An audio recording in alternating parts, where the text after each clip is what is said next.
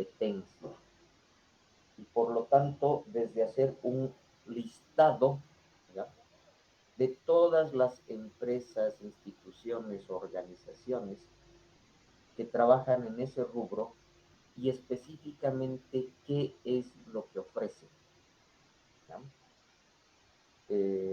Si estuvieran ofreciendo, por decirles, educación superior, hay que hacer un listado de todas las universidades, institutos que ofrecen educación superior, pero exactamente qué, o sea, qué carreras, etcétera, que están dando, ¿no? Dónde están ubicados. Mejor si se utiliza técnicas de benchmarking, que sería identificar cuáles son sus fortalezas como tal, y en relación a lo que ellos hacen, cuál sería el valor de mercado que hemos trabajado también, es decir, cuál es este beneficio que nuestro emprendimiento les daría a los clientes y que diferenciaría de las otras ofertas que tienen. En relación a eso, tendrán que ver, por ejemplo, la generación de otros productos o servicios, es decir, satisfactores, que pueden irse generando con el tiempo con tal también de eh, crecer en cuanto a la cobertura del mercado, pero también en cuanto a lo que puedan ser los satisfactores. Y finalmente, el tercer factor dentro del mercado, que tiene que ver con el análisis de competitividad, que por un lado va a tener relación con lo que vamos a ver más adelante, que es costos, y por lo tanto, en este acápite ver quiénes pueden ser sus posibles proveedores que les facilitarían también abaratar algunos costos, cuál va a ser la red de clientes, legalmente cuál puede ser las barreras que enfrentamos, finalmente qué barreras, qué dificultades se pueden presentar a futuro, ¿no? Una vez terminado esto, hay que hacer el análisis PESTEL y PODA, que ya lo hemos visto. El PESTEL, en otras palabras, es el análisis del contexto en lo político, económico, social, tecnológico, etcétera, que nos permite identificar las posibles oportunidades y amenazas que se van a presentar. A partir del PESTEL, el FODA obviamente va a agarrar estos elementos del PESTEL y va a incorporar lo que podrían ser las posibles fortalezas y debilidades del emprendimiento que ustedes quieren hacer. Y como habíamos visto en el ejemplo que hemos dado, se trata de generar 4 matrices de intervenciones, es decir, el mini, por lo tanto, amenazas con debilidades, y tratar de generar acciones que estén encaminadas a reducir, a minimizar lo que serían las amenazas, sabiendo que estas no dependen de nosotros, pero sí a eliminar en la medida de todo lo posible lo que podrían ser las debilidades, porque esto sí está bajo nuestro control. Utilizar también el maxi-mini, es decir, fortalezas versus debilidades, para aprovechar todas las fortalezas a fin de eliminar las debilidades internas. El mini-maxi, que en otras palabras es amenazas versus oportunidades, y por lo tanto aprovechar todas las oportunidades para reducir las amenazas. Y finalmente las estrategias O, maxi-maxi, que es precisamente para aprovechar las fortalezas y las oportunidades al máximo. El PO obviamente les va a permitir un mayor crecimiento de la institución, porque se aplica precisamente para fortalecer y hacer cambios totales cuando se requieren, ¿no? Por lo tanto, que ustedes vayan generando estas matrices y no solamente quedarse en el PODA, sino que a partir de aquello, como les decía, de estas matrices de intervención, puedan tener las actividades, las acciones que van a quedar insertas dentro de su plan de trabajo. El octavo lugar tiene que ver con lo que sería ya la descripción de la empresa. Y en esta descripción de la empresa, tres cosas que son importantes, ¿no? Visión, misión y objetivos. La visión que tiene que ver con lo externo, o sea, cómo imaginamos el futuro, ¿ya? Y dentro de ese futuro, cómo vemos a la organización, la misión, ¿ya? Y por lo tanto, cuáles son los objetivos que tendrá que ir cumpliendo la institución para alcanzar o lograr su misión y de alguna manera acercarse a esa visión de futuro. Dentro de todo esto, lo importante es que la misión, visión, incluso los objetivos, se desprenden precisamente del FODA, ¿ya? Entonces, desde lo que pueda ser el método estadístico como tal del FODA, que es lo que más empleamos, que les permitiría ir identificando la fuerza que se requiere en cada uno de estos componentes, ¿no? Hay que describir, por lo tanto, la proyección que pueda tener nuestro emprendimiento, no solamente en el momento actual, sino qué es lo que va a ocurrir al menos a los siguientes 5 años, dónde va a estar exactamente localizada, ¿no? Este es un aspecto importante, como les decía, que tiene que ver con el mercado.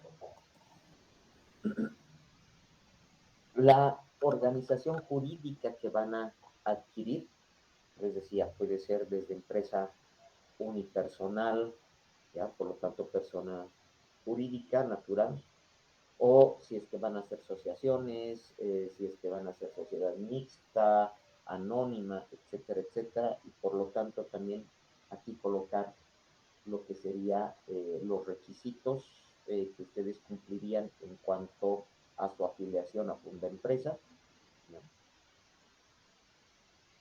¿Qué otro tipo de acciones van a tomar desde el punto de vista legal para proteger lo que sería su bien o servicio? Y eso entra por la línea de las patentes, registro de propiedad, propiedad intelectual, etcétera, etcétera, ¿ya?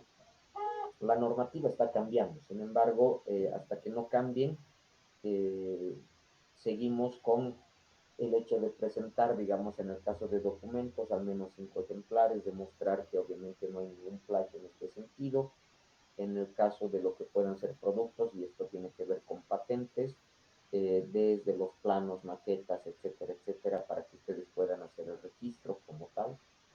Y esto les permite otro tipo de ingresos en el caso de que alguien utilice su bien o servicio que ya estaría registrado, ¿ya? Esto lo vamos a ver en el otro punto de lo que son precisamente ingresos. Y lo que sería la organización, ¿ya? Es decir, su estructura orgánica. Su estructura orgánica tiene que tener íntima relación con lo que sería la misión, visión y objetivos, pero al mismo tiempo tiene que atender a las distintas partes de lo que se requiere para lo que es la generación del bien o servicio, ¿ya? Incluido lo que pueda ser maquila. En otras palabras, subcontratar a otras personas o a otras empresas para que vayan haciendo o generen productos que ustedes necesitan para terminar de generar un bien o servicio, ¿ya? Por lo tanto, esto es indispensable tenerlo en cuenta, ¿no? Y lo que les decía, si es que van a trabajar precisamente por el lado de la innovación, ¿cuál ha de ser también su estructura? Si la van a tener interna, un departamento, una oficina, una unidad, llámese como quieran, de investigación y desarrollo, que se dedicaría precisamente a la parte innovativa, ¿no? Pero además de estar estudiando constantemente lo que podría ser el mercado. En el caso de que no vayan a tenerla, ¿ya? Dentro de su emprendimiento, lo que hay que señalar aquí es cuál va a ser la relación que tendrían ustedes con otras instancias de investigación y desarrollo, ¿ya? Como el caso de los institutos, por ejemplo, de investigación universitarios o otros institutos que se dediquen precisamente a analizar el mercado. Aquí yo creo que para todos es indispensable también ver lo que podrían ser las relaciones con UDAPE, ¿ya? O sea, la unidad de análisis de políticas económicas, ¿ya? Después el otro con lo que podría ser precisamente el Ministerio de Desarrollo Productivo, con lo que es Fundapro, Probol, etcétera, que tienen institutos pequeños cuyas investigaciones no son muy relevantes, ¿no? Lastimosamente se manejan más a nivel político y no precisamente sustentados en lo que puede hacer la investigación. Pero de todas maneras, como les decía, si no van a tener esta unidad, departamento, como quieran llamarlo, al interior de su emprendimiento, ¿cómo se van a relacionar con instituciones que sí hacen investigación y cuyos resultados de investigaciones pueden serles de utilidad, ya sea para incrementar su mercado, para mejorar su producto o para abrir nuevos campos, digamos, dentro del mercado, ¿no? Entonces, esta descripción de la empresa, de su emprendimiento como tal, también tiene que estar bastante clara. Lo que serían los recursos humanos, y aquí cruzamos con lo que es economía de la educación. No se olviden, mayor educación, también supuestamente mayores ingresos, pero también esa mayor educación, si es que los puestos de trabajo no están bien diseñados, implicaría una sobreeducación. Y el efecto negativo de la sobreeducación es la malversación de fondos, por un lado, pero también el que emocionalmente las personas no se sientan satisfechos con el trabajo que están desarrollando, porque se está desperdiciando su talento, y por lo tanto que esas personas vayan a salir, ¿ya? Entonces, aquí lo importante es determinar muy claramente, eh, acudiendo a lo que es esto de la organización y precisamente cómo va a estar organizada la empresa, ¿ya? Efectuar ya sea el análisis ocupacional, el análisis funcional o el análisis constructivista, aunque el análisis constructivista es muy discutido porque no tiene precisamente instrumentos validados a nivel mundial, pero sí el análisis funcional, el análisis ocupacional tienen instrumentos muy claramente establecidos. El análisis ocupacional, por ejemplo, que lo utilizamos en diseño curricular, como es el AMOD, el ETED, el ESID, ¿no? Y el análisis funcional que va a ir por la línea del ESID y por lo que sería precisamente el AMOS. Entonces, este análisis es lo que va a permitir definir lo que serían los distintos cargos, puestos, distribución de trabajo y además los requisitos que se pediría en cada puesto de trabajo para ocupar los mismos, que tendrá que ver con formación, tendrá que ver con experiencia, tendrá que ver con habilidades, tendrá que ver con valores, etc. Y ahí fíjense que aparece un punto importante que tiene que ver con la captación de ese personal. Y en esa captación de personal, como hemos visto en economía de la educación, tendrán que ver ustedes si van a trabajar con un mercado interno de trabajo o con un mercado externo de trabajo. ¿Cuáles van a ser los sistemas de incentivos? Van a ser económicos, van a ser a nivel no monetario, y cómo se va a formar al personal, ¿no? Entonces aquí fíjense que esto que hemos visto en economía de la educación también entra en juego, ¿no? Van a ser ustedes como emprendimiento, como empresa, quienes van a invertir en la formación de estos sus empleados. Cada empleado tendrá que invertir en su formación. Será una combinación de inversiones mixtas, es decir, empleador y empleado. ¿Qué experiencia se tiene en cuanto a lo que puedan ser otros emprendimientos? ¿Ya? Y no se trata de la experiencia que ustedes tengan. Finalmente no se olviden que el emprendimiento implica crear algo, ¿ya? O innovar algo. Y por lo tanto lo que tenemos que ver en esto, lo que es la experiencia en emprendimientos, está en relación a la competencia que hemos visto anteriormente. Por lo tanto, cuáles son los intentos que se han hecho, por ejemplo, en determinado rubro, en determinado campo, hasta dónde han llegado, son historias de éxito o más bien de fracaso, qué conocimientos se han generado en ese campo.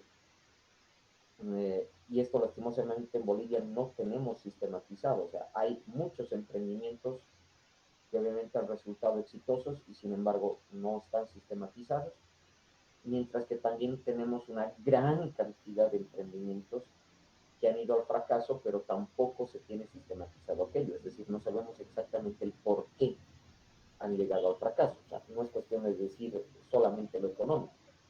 Puede ser que lo económico haya fallado justamente por no tener el personal adecuado, puede ser que, porque no se haya investigado el mercado o el segmento del mercado que queremos llegar con precisión, etcétera, etcétera, ¿no?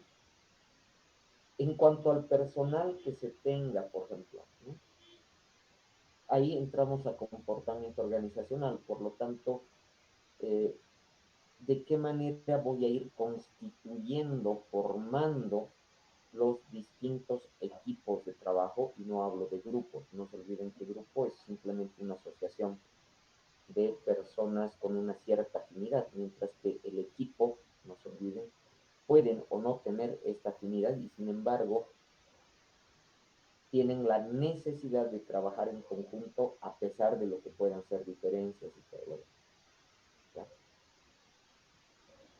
Va a entrar dentro de lo que son recursos humanos la claridad en lo que serían sus funciones. Y por lo tanto, esto nos retrae también a lo anterior, a lo que sería no solamente el aspecto organizativo, sino también a lo que va a ser el manual de funciones. Y el manual de funciones, tal cual es su nombre, tiene que ver con el análisis funcional y no con el análisis ocupacional. ¿No? Por lo tanto, determinar cuáles son funciones. No se olviden que generalmente ha trabajado en eso y es el padre dentro de todo esto, es McLellan, donde nos establece las reglas de que máximo cualquier trabajo tiene que estar formulado en 12 funciones, cada función con sus distintas tareas, las tareas con sus distintos indicadores, etcétera. La misma lógica que empleamos precisamente en lo que pueda ser el marco lógico y posteriormente también en lo que es el diseño curricular. Otro aspecto que tienen que ver dentro de lo que son los recursos humanos es la denominada solvencia técnica. Este término, en otras palabras, tiene que ver con lo que es el capital humano y por lo tanto la formación que puedan tener las personas, ¿ya?, para el desarrollo de este emprendimiento, sea el que sea, ¿no?, a nivel de servicios o a nivel de productos. Por lo tanto, los conocimientos específicos que puedan tener, no estamos hablando de formación específica por ese caso, ¿no?, porque eso nos limitaría el emprendimiento en otras palabras. Si quieren verlo desde el punto de vista curricular, estaríamos hablando de las competencias genéricas de empleabilidad, ¿ya? No se olviden que las competencias genéricas se dividen en competencias genéricas de cambio y competencias genéricas de empleabilidad. Y en este caso, cuando hablamos de lo que sería solvencia técnica, estamos refiriéndonos precisamente a las competencias genéricas de empleabilidad. Es decir, aquellas competencias que requieren todos los trabajadores para asegurar mínimamente su empleo. Por lo tanto, poder generar la parte de el bien o de el servicio que se le ha encomendado a cada uno de ellos. Por lo tanto, la relación que puede existir entre lo que sería el desarrollo del producto con lo que además tiene que ver la comercialización, distribución, relación con los clientes, etc. ¿No? En esta parte de lo que es el capital humano va a entrar en juego la parte del comportamiento organizacional que tiene estrecha relación con la conformación de equipos de trabajo, lo que sería el comportamiento grupal, pero además la afinidad que el empresario, o sea, el emprendedor, necesita generar en sus empleados. Por lo tanto, tiene eh, una relación muy cercana con lo que serían los valores ya, institucionales. Y por lo tanto, es en esto en lo que más tiene que fijarse el empleador para formar esos valores, incluido lo que sería el compromiso institucional o compromiso con la institución, para asegurar aspectos de calidad en el producto o en el servicio. Otro aspecto que estábamos viendo tiene relación con lo que es marketing y ventas, ¿no? Dentro de lo que es el marketing, en esencia tenemos que describir lo que sería el producto y posteriormente lo que va a ser el precio. El aspecto de plaza, por ejemplo, es decir, dónde vamos a acomodar nuestro bien o servicio, de alguna manera ya está señalado en la caracterización de la población a la cual pretendemos llegar. ¿Ya? ¿Qué es lo que se tiene que tomar en cuenta en lo del producto? ¿No? Tiene que ver con el Customer Development, o sea, el desarrollo de clientes y por lo tanto saber específicamente cuál es la necesidad o el problema que nuestro producto está solucionando. ¿Ya? Y por lo tanto, visto como satisfactor a qué necesidades está atendiendo. Ojo que esto les puede dar una pauta de que en este momento lo que estemos generando sí es un satisfactor, pero que puedo diversificar mis satisfactores para atender una misma necesidad de esa misma población. Entonces, esto es claro. Tiene que ver, y esto ratifica lo que hacíamos en el análisis del mercado en el punto 6, de numerar, ya cuantificar quiénes serían nuestros compradores o nuestros usuarios. Por lo tanto, desde ver las tasas de crecimiento y todo. Fíjense que siempre les decía, tiene mucha relación con lo que es el marco lógico, es decir, tiene una lógica interna muy fuerte el plan de negocios y tienen que estar todos los aspectos precisamente relacionados. Aquí nuevamente fíjense, aparece otro de los aspectos que tenemos que describir, es cuál va a ser precisamente el uso que se le debería dar a nuestro producto o nuestro servicio. Tiene que ver con lo que es el punto 4, donde estamos describiendo nuestro producto y servicio. Y por lo tanto, lo que sería el valor de mercado, ¿ya? Que estamos asignando. Es decir, no solamente en cuanto a costos, sino los otros beneficios que el comprador o el usuario va a tener a partir de adquirir nuestro producto. Pero además tiene que ver con aspectos internos de la institución, como es precisamente el personal y la tecnología que necesito para generar este producto. ¿Ya? Y finalmente, todos estos aspectos van a tener relación con lo que sería el costo de mercado, si lo vemos desde el punto de vista económico, que tendría nuestro producto o servicio. ¿Ya? Y esto nos lleva precisamente a lo que sería su distribución cómo vamos a hacerla, cómo vamos a emplazarla, ¿ya? Y qué estrategias vamos a utilizar para qué. Entre esos aspectos tiene que ver precisamente con lo que pueda ser la entrega del producto, ¿no? Ejemplo que poníamos, ¿no? El de la comida rápida, principalmente pizzas y ahora con todo lo que tiene que ver deliveries, por lo de la pandemia, que te establecen un tiempo máximo de entrega del producto, y esto lo pueden ver en las distintas apps que hay para aquello, donde si pasa de ese tiempo, el que está distribuyendo el bien o el servicio es el que corre con el gasto, ¿eh? Algo que sale fuera de aquello es simplemente el delivery como tal, ¿no? Es decir, ese delivery no es propio de la institución que está brindando el producto o servicio, sino que es otra empresa encargada del transporte.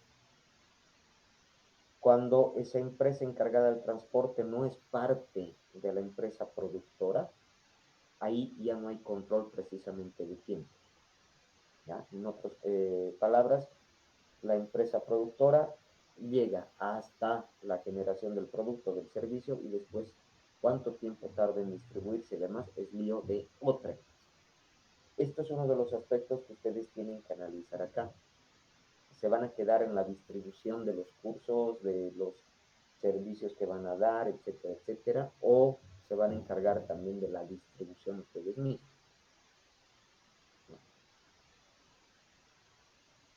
Precio. A ver, desde el punto de vista de la economía de la educación, hemos visto que hay un precio que puede ser determinado por los productores y otro precio que puede ser determinado por los consumidores. Y estamos hablando de que la economía tiene un punto de encuentro, ¿ya? Un punto de equilibrio, cuando justamente se llega a una racionalización entre el costo de producción y el costo que los consumidores están dispuestos a pagar. Puede haber grandes diferencias. Cuando el costo de producción es muy elevado, ya es muy elevado, hemos dicho el precio en mercado puede ser también muy alto. Y cuando el precio en el mercado es muy alto, la tendencia al consumo, ya a la adquisición de ese bien o servicio, disminuye.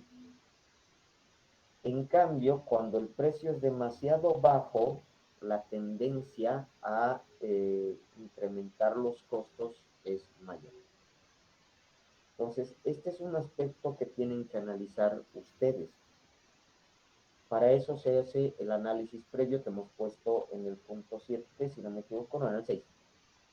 En este análisis de mercado, cuando ustedes tienen que ver las instituciones que están brindando un mismo servicio o un mismo producto, es bueno también determinar el precio al cual ellos están brindando ese bien o servicio. Porque la intromisión nuestra, o sea, ese nuevo emprendimiento, puede hacer que se afecte precisamente ese mercado, ¿ya? En otras palabras, un nuevo producto, que es lo que yo voy a generar como emprendedor, puede hacer que los precios bajen o que los precios suban. Para no perder clientela mía, ¿ya? Es preferible entrar con lo que son los precios de mercado. Sin embargo, como ya existe una mayor oferta, ¿ya? En el caso nuestro, puede también generarse que los precios tiendan a bajar. Entonces, aquí se trata de hacer un análisis muy frío, ¿ya? De exactamente los precios con los cuales podamos entrar en el mercado. Y las respuestas, o perdón, las preguntas que nos pueden apoyar precisamente para definir aquello, están ahí colocadas, ¿no? O sea, ¿cómo vamos a hacer para determinar los precios de nuestro producto o servicio? Y ahí tenemos dos opciones. Uno, basado en lo que es el valor, es decir, ese valor agregado, el plus, etcétera, que le estamos dando a nuestro producto o servicio, y por lo tanto también pensar en que los clientes van a estar dispuestos a pagar un poco más o mucho más, pero por un servicio, por un producto que puede tener mayor calidad, ¿ya? O definitivamente, y esta es la segunda opción, se va a entrar al mercado de trabajo según los precios que establezca precisamente el mercado. La segunda opción les implica que evidentemente durante un periodo de tiempo, eh, entre comillas, largo, porque hemos calculado, no se olviden, entre 2 a 3 años para la recuperación de todo esto, van a estar sujetos a lo que sería precisamente los precios que se establezcan en el mercado. Y lastimosamente, los que definen al final de cuentas el precio del mercado son los consumidores, ¿ya? Entonces, tanto el producto, como les decía, como el precio tienen que estar claramente identificados, pero además lo que tienen que ver acá es la posibilidad que ustedes tendrían de ir incrementando el precio. Es decir, ahorita con el emprendimiento que está comenzando, vamos a vender la hamburguesa en 10 bolivianos. Pero esto va a ser con carácter, por decirles así, promocional. Hasta que la gente nos conozca, y hay que poner tiempo, vamos a utilizar este precio. Y a partir de las demandas que se generan de nuestro producto, que supuestamente deberían ser cada vez más crecientes, vamos a ir incrementando también el precio. Por eso hablábamos justamente de lo que es el equilibrio del mercado, ¿ya? A mayor demanda hay una tendencia a mayor costo. Por lo tanto, si fidelizo clientes, si ayudo precisamente a que ellos estén permanentemente consumiendo mi producto o servicio, tengo también la posibilidad de ir incrementando mis costos. Esto, cuando hagamos ya el análisis precisamente de todo lo que son costos, tiene que estar claramente reflejado. Es decir, lo que es el análisis BAN, el análisis TIR, ¿ya?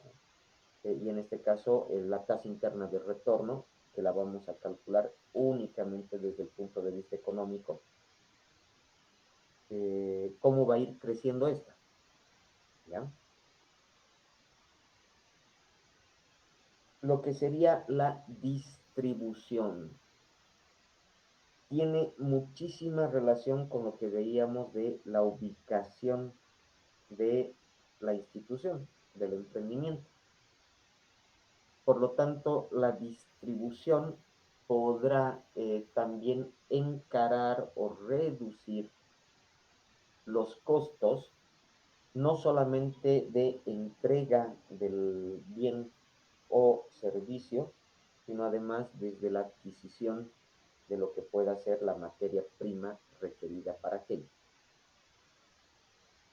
Y esto va a tener también relación con lo que pueda ser los formatos de entrega, ¿ya? Que se van a hacer del producto o servicio. Van a hacer una entrega puerta a puerta, van a utilizar canales o redes o empresas que se dediquen a la distribución, van a hacer pedidos y entregas por delivery, vía telefónica, vía mail, ¿no? Esto va a tener un mayor costo en cuanto a su entrega o no. O sea, fíjense que tiene que ver no solamente con el producto, ¿ya? El servicio que se genera, sino además con estos otros costos que pueden dar mayor valor al producto.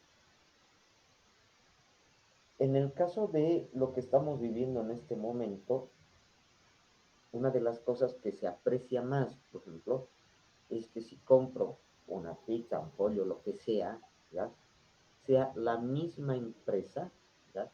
La que tenga el delivery. Porque ello me asegura una cadena directa. En cambio, si acudo a otro tipo de delivery, y ustedes tienen ahí, por ejemplo, el Yaigo, el Pedidos Ya, etcétera, es otra cadena muy ajena a el productor del bien o el servicio. Por lo tanto, hasta la manipulación de todo lo que pueda ser la alimentación, en este caso, puede variar y no mantener los requisitos en cuanto a salubridad y demás cuestiones.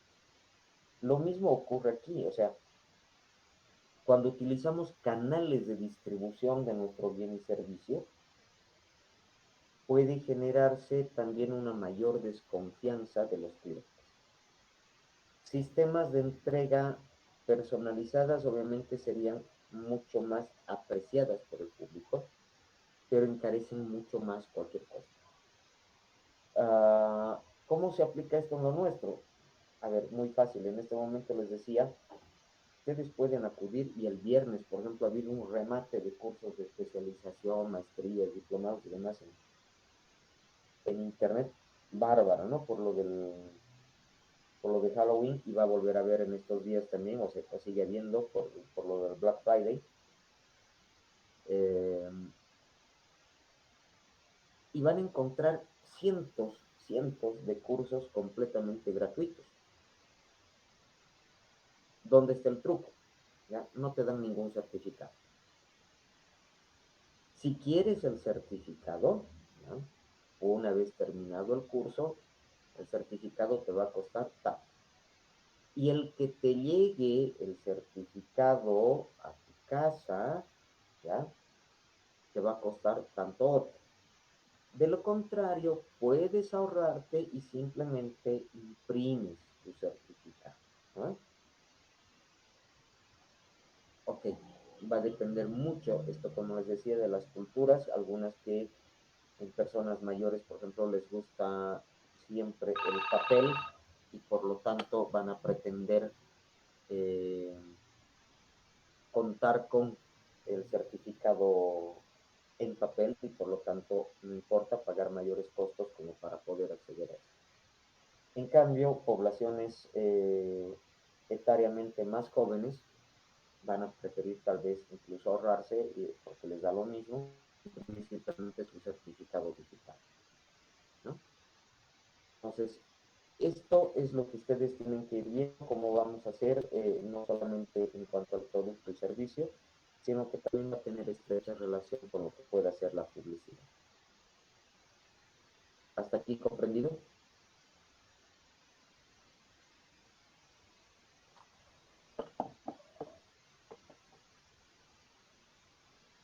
Espero que sí. Sí, Doc. Ya. Este aspecto que es sumamente importante, que tiene que ver con lo que es la comunicación con los clientes, con todo el sistema de promoción precisamente, ¿no? Desde factores psicológicos que tienen que ver con la imagen a través de la cual vamos a tratar de llegar a esos clientes, ¿ya? Si estas imágenes están adecuadas, por ejemplo, al rango etario al cual nos estamos dedicando, si es que no, que sería, no generan otro tipo de mensajes contrario a lo que nosotros queremos hacer, lo que puede ser también la relación ya de publicidad como tal, y cuál de todas ellas, por eso hablábamos de la experimentación también en este sentido, y hay estudios en la carrera de comunicación, uno que ha salido el año, no, el año pasado, la semana pasada, en una tesis de maestría bastante interesante, ¿ya? Precisamente descartando el hecho de lo que podrían ser los volantes y lo que son los afiches, que cada vez tienen menos impacto en nuestra población, ¿no? Y esto en las distintas edades. Todavía siguen teniendo impacto lo que puede hacer periódico, radio, televisión, ¿no? Pero esto varía, como les decía, de acuerdo a los grupos etarios. Y esto es lo que tenemos que ver. O sea, en esta comunicación con nuestros clientes no es solamente el vender el producto o servicio, sino cómo los fidelizo, o sea, cómo hago para poder estar en constante comunicación con ellos, que sigan consumiendo mi bien o servicio, cómo va a ser el trato, ¿ya? Cómo generamos tal vez una mayor afluencia, cómo voy a ir también creciendo, eh, cómo pretendo además que estos mismos clientes puedan seguir difundiendo, por decirles, mi material.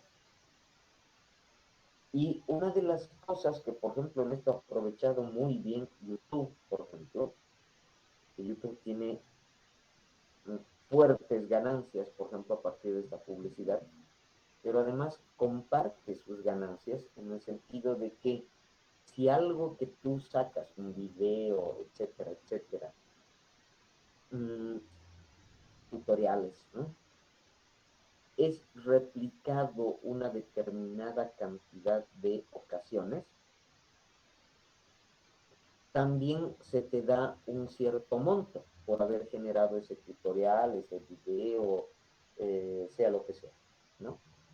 Y por lo tanto están confiando en que el que ha producido, digamos, ese video, ese TikTok, lo que tú quieras, se va a encargar también de distribuir aquello.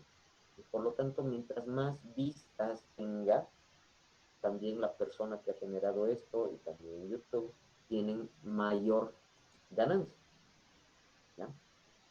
Lo mismo ocurre en el caso, por ejemplo, de los emprendimientos. La manera en que los clientes habituales que tenemos pueden beneficiarse no solamente de nuestro producto o servicio, sino además cómo pueden beneficiarse de ellos mismos ser los difusores de este nuevo producto o servicio que se está generando. Desde tal vez establecer un cierto descuento siempre y cuando aparezca, por decirles, con mayor cantidad de personas. En el caso educativo, ¿cómo hacemos esto? ¿Ya? Descuentos por grupos. ¿Ya? Por decirles, el diplomado cuesta, vamos a poner un monto, 3.600 bolivianos.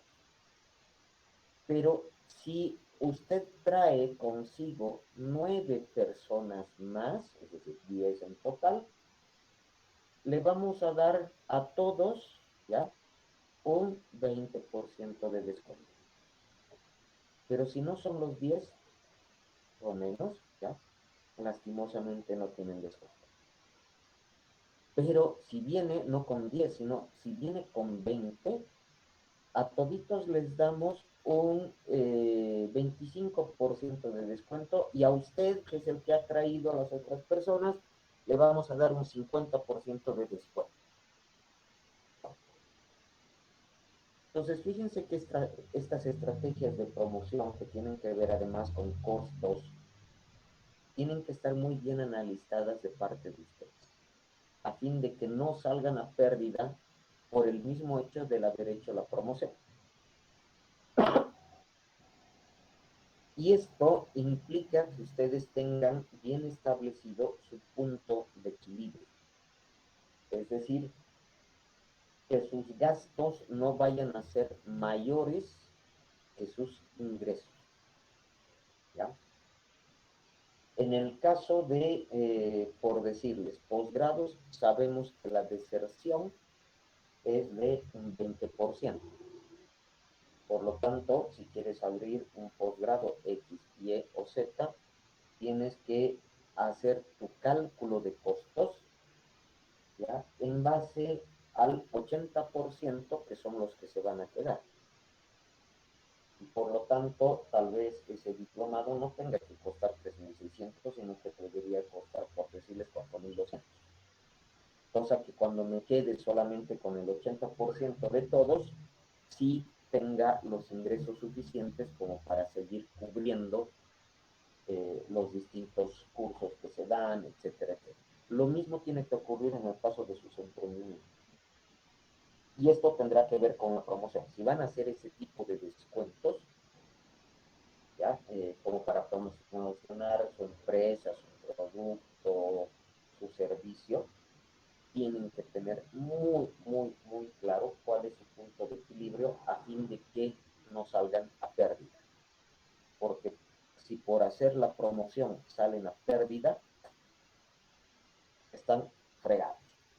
¿Ya? O sea, de hecho, en los 3 años que se espera que la empresa más bien salga adelante, en mucho menos tiempo, por también tener una promoción muy agresiva, pueden salir más bien completamente a pérdida y en vez de salir adelante, lo que van a generar es el cierre de su propio emprendimiento.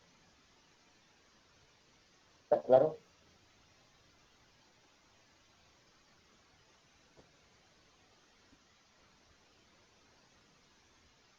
Espero que sí. Ojo, ¿qué otras cosas implicaría esto? Para que ustedes puedan tener un buen sistema de costos, tendrían que también tener al menos referencia de los costos que les implicaría, por ejemplo, lo que sería la publicidad, el marketing directo, ¿ya? E incluso lo que podrían ser las ferias y las visitas a los clientes, ¿no? En el caso de las visitas a los clientes, que por ejemplo es lo que hacen los visitadores médicos, las empresas, por ejemplo, de fármacos, no es que se están ahorrando con la visita a los médicos, sino que están invirtiendo porque eso les implica transporte de cada uno de sus visitadores médicos, les implica en muchos casos la alimentación, y hay en este caso a veces diaria de estos visitadores médicos, etcétera, etcétera, ¿no? Entonces todo, hemos dicho, tiene costo, ¿ya? Todo tiene costo. Y para que ustedes puedan saber cuánto realmente están dispuestos a invertir en todo lo que sería la promoción, es necesario tener por lo menos costos referenciales, ¿ya? Y ahí ya dependerá precisamente de cada uno de ustedes si, por ejemplo, las publicaciones las quieren hacer en color, las quieren hacer en blanco y negro, de qué tamaño y demás. Todos estos aspectos que estamos hablando, color, tamaño, tiene determinado costo. Y esto tiene que estar dentro de su cálculo que ustedes van a tener. ¿Queda claro?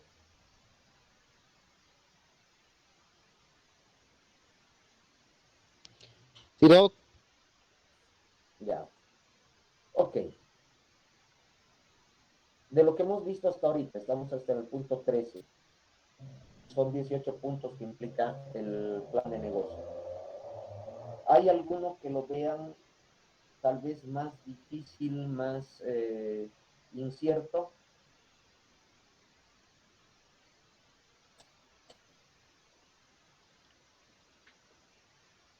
Tal vez el que tenga que ver o relacionado con el financiamiento.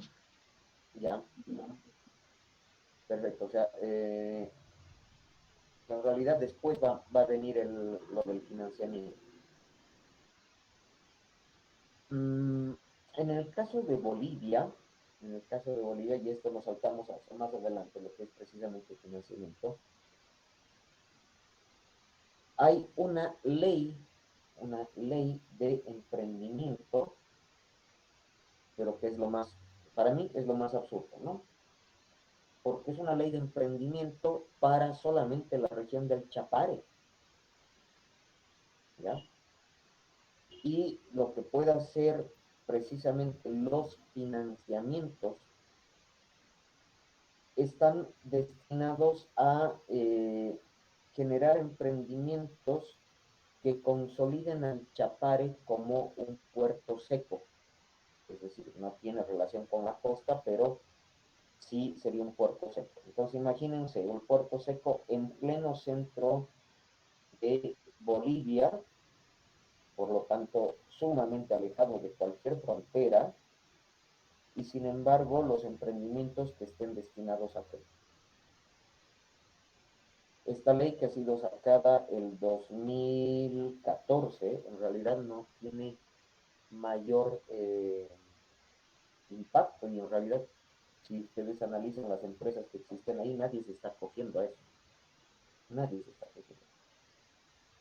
En cambio, lo que tiene que ver con financiamientos, Consejo de Conejo, revisen las leyes municipales y las leyes departamentales.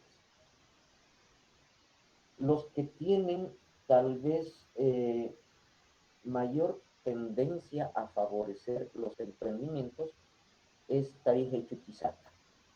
Sus leyes municipales sobre emprendimiento e incluso el financiamiento que como alcaldías dan son bastante favorables, ¿ya? En tercer lugar, yo pondría a Santa Cruz, que también tiene ya no una ley municipal, pero sí una ley gubernamental, departamental, también muy clara. Y en cuarto lugar estaría Benipan, ¿ya? En el caso de La Paz, estamos en octavo lugar en este sentido. Es decir, fomento a lo que puede ser los emprendimientos desde una política nacional, una política departamental o una política municipal, están muy, muy frenados, ¿no? Estamos solamente un puesto por encima de Potosí, ¿ya? Que Potosí en realidad no tiene ninguna legislación, ¿no? La Paz sí tiene como departamento porque tiene estrecha relación con el Plan Departamental de Desarrollo que se hizo durante el gobierno de Cocarico, del César Cocarico, y ahí se establecen las líneas, por ejemplo, de todo lo que serían los emprendimientos que tienen que ver con lo que serían los núcleos de desarrollo departamental. Lo malo, por eso es que les decía, ahí estamos en penúltimo lugar, los núcleos de desarrollo departamental se han focalizado en uno por provincia y por lo tanto hay un foco de atención para lo que sería la provincia Murillo, otro foco de atención para la provincia Iturralde, otro foco de atención para la provincia X, Y o Z. Y dependiendo de las características productivas, en este sentido, es que las líneas de financiamiento a lo que serían emprendimientos están muy bien definidas. Y esto, como les decía, imposibilita que otros tipos de emprendimientos puedan acceder a esos financiamientos. En el caso de provincia Murillo, que no solamente es ciudad, o sea, me refiero no es solamente la parte urbana de La Paz, de la Alta Tocaria, ¿cuál más está? Mecapaca, ¿ya? No solamente la parte urbana, sino que también tiene la parte rural que tiene precisamente lo que es el desarrollo agropecuario. Y sin embargo, la política departamental apunta solamente al urbano. Y por lo tanto, al apuntar al urbano, los que pueden acceder precisamente a líneas de financiamiento están relacionados a lo que sería servicios y no precisamente a lo que serían productos o bienes. En cambio, por decirles todo la provincia de Iturralde, cuya característica esencial es precisamente lo agropecuario, está centrado en líneas de financiamiento a emprendimientos productivos y no así a lo que serían servicios. Entonces, si ustedes en algún momento quisieran, por ejemplo, revisar toda esta política, ahí van a encontrar claramente hacia dónde están apuntando los financiamientos. Desde lo que podría ser financiamientos relacionados a eh, inversiones o préstamos para emprendimientos, ahí tienen que verificar lo que establece el Ministerio de Desarrollo Productivo a nivel nacional a partir de lo que es Fundapro, ¿ya? Que es la Fundación para el Desarrollo, precisamente, que principalmente está centrado en lo productivo, ya no tanto en servicios. Por lo tanto, desde café, soya, material en cuero, etcétera, etcétera. Todo lo que puede ser tangible es a donde más apunta. En cuanto a lo que puedan ser servicios, precisamente, es donde menos financiamiento existe. Muchísimo más, ¿no? Y la ley de bancos no te establece nada precisamente sobre lo que podrían ser emprendimientos, ¿ya? Pero sí las líneas bancarias, o sea, cada banco, en otras palabras, también otorga ya no financiamiento, sino en este caso préstamos, ¿ya? Dependiendo de los emprendimientos que se quieran hacer, ¿no? Entonces, las tasas de préstamo para emprendimientos son más bajos que para cualquier otro tipo de préstamo como tal. Por lo tanto, cuando ustedes hagan también su análisis de costos, tendrán que ver esto. Les decía, cuando hablamos de inversión en este sentido, normalmente el 75% de lo que es un emprendimiento sale de bolsillos propios, ¿ya? Y esto hasta que la empresa esté completamente consolidada. A partir de ello es lo que en realidad vienen recién las inversiones, los préstamos y demás. Por lo tanto, si cruzamos esto con el dato de tiempo, estamos hablando de que hasta que su empresa esté relativamente bien parada, van a ser unos 3 años que va a tener que salir la plata de ustedes mismos, ¿ya?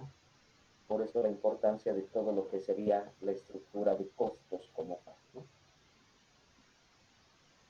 Doc, ¿Quedó un poco más claro? Rodrigo. sí, una consulta referida a eso. En la materia del marketing educativo también estamos viendo el tema del plan de marketing, es donde hay muchos de los puntos que se repiten acá en comunicación. Y justamente se le consultó a la docente sobre el tema de este del financiamiento. La pregunta era la siguiente, ¿no? Si es posible en Bolivia hacer que una empresa netamente educativa pueda cotizar en bolsa boliviana o externa, tal vez en Estados Unidos o de otro en Latinoamérica, esto con el incentivo de dar el apalancamiento, no inicial, ¿no? Sino ya después de haber empezado y tal vez crecer para el emprendimiento. Esa es la consulta y bueno, la docente de marketing nos recomendó mejor buscar, digamos, financiamiento externo, tal vez hasta cooperación internacional, si estamos viendo temas educativos. Pero en ese aspecto de la cooperación internacional no se espera un lucro para la empresa, sino que se cumpla un objetivo educativo, por ejemplo, alfabetizar o hacer cursos de formación, etcétera, ¿no? Entonces, no sé si usted tal vez tenga una diferente visión sobre al respecto, si se puede cotizar en bolsa. Ya, o sea, si el emprendimiento eh, quieres encaminarlo hacia lo que es servicio y demás cuestiones, puede ser que interese a organismos internacionales apoyar, ¿ya? El desarrollo de aquello. Pero esto implicaría que, como cualquier inversión, o como en otras palabras, también como si fuese empresa estatal, no tienes ganancias, sino que las ganancias que tienes, caso BOA, etcétera, tienen que ser reinvertidas o destinadas a otros rubros, como lo que se hace con el bono Juancito Pinto, ¿no? Entonces, lo que yo les aconsejo una vez que consoliden esto es sí meterlo al mercado de valores, pero para meterlo al mercado de valores, lo que requieren es que la empresa no solamente esté sólida, sino que además esté legalmente registrada y todo lo demás. Da muy buenos resultados, es lo, por ejemplo, lo que me ha ocurrido con Metanoia. O sea, ahorita, por ejemplo, tengo accionistas que son precisamente del exterior, ¿no? Entre ellos tengo varias universidades que invierten directamente en todo esto, ¿no? Entonces, sí es factible, ¿ya? Sí es factible. O sea, todo va a depender también del alcance que vayan teniendo. En el caso mío, yo siempre les he puesto el ejemplo, o sea, tengo más clientes, o sea, tengo más estudiantes del exterior que nacionales. Y esto es lo que ha permitido que también esto se cotice con acciones también internacionales, ¿no? Entonces, pueden utilizar precisamente esto. Yo lo que les recomiendo es apuntar a bolsas de valores, ¿ya? Porque al final ustedes como socios mayoritarios, ¿ya? O accionistas mayoritarios son los que van a manejar precisamente la institución, la empresa, y son los que pueden efectivizar la cotización de estos valores en la bolsa.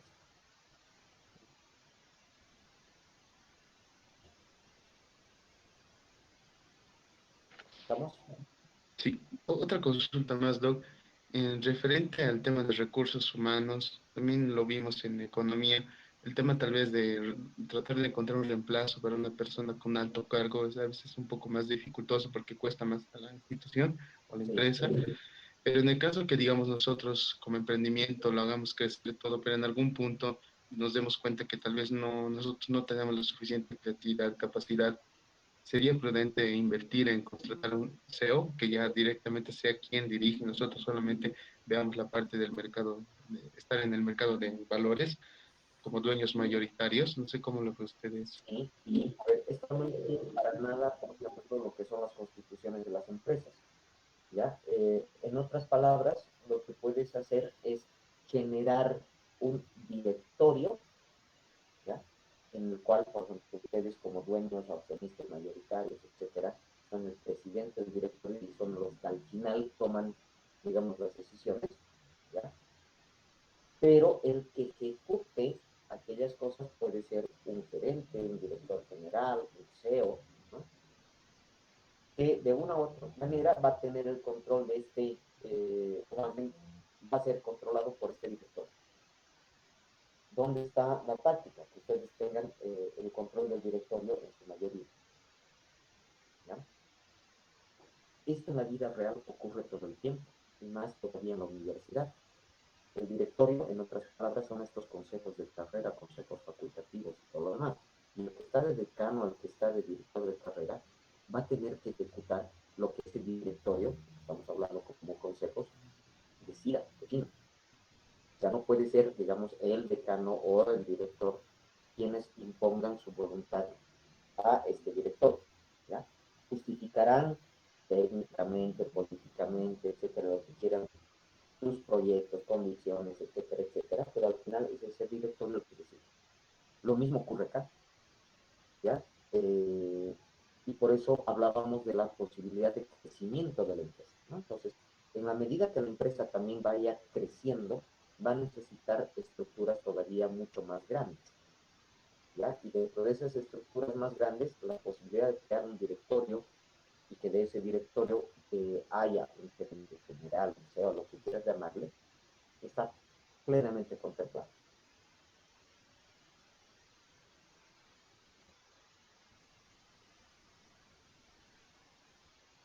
También, gracias, Doc, sí, porque a veces también uno puede tener una visión hasta cierto punto, pero hay personas que a veces nacen, creo, con estas habilidades para dirigir.